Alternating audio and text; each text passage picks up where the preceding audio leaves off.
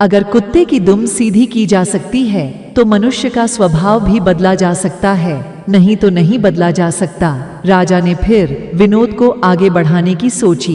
बोले, ठीक है, आप लोग यह प्रयत्न करके देखिए। राजा ने 10 चुने हुए व्यक्तियों को कुत्ते का एक एक पिल्ला दिलवाया और 6 मास के लिए हर मास 10 स्वर्ण मुद्राएं देना निश्चित किया।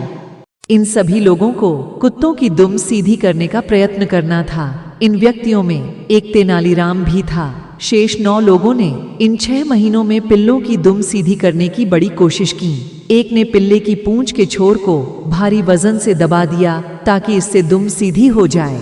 दूसरे ने पिल्ले की दुम को पीतल की एक सीधी नली में डाले रखा। तीसरे ने अपने पिल्ले की पूंछ सीधी करने के लिए हर रोज पूंछ की मालिश करवाई। छठे सज्जन कहीं से किसी तांत्रिक को पकड़ लाए जो कई तरह से उटपटांग वाक्य बोलकर और मंत्र पढ़कर इस काम को करने के प्रयत्न में जुटा रहा।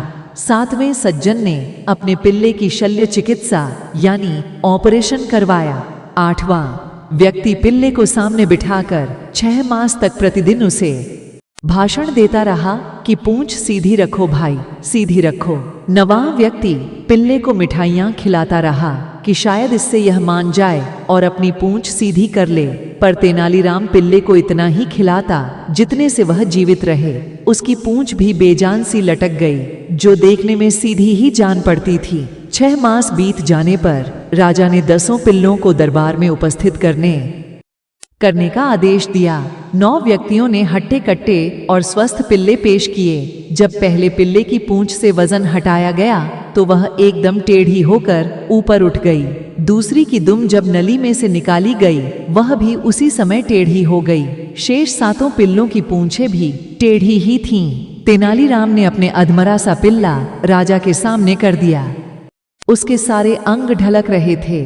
तेनालीराम बोला, महाराज, मैंने कुत्ते की दुम सीधी कर दी है। दुष्ट कहीं के। राजा ने कहा, बेचारे निरीह पशु पर तुम्हें दया भी नहीं आई। तुमने तो इसे भूखा ही मार डाला। इसमें तो पूंछ हिलाने जितनी शक्ति भी नहीं है। महाराज, अगर आपने कहा होता कि इसे अच्छी तरह खिलाया पिलाया जाए तो मैं कोई कसर नहीं छोड़ता।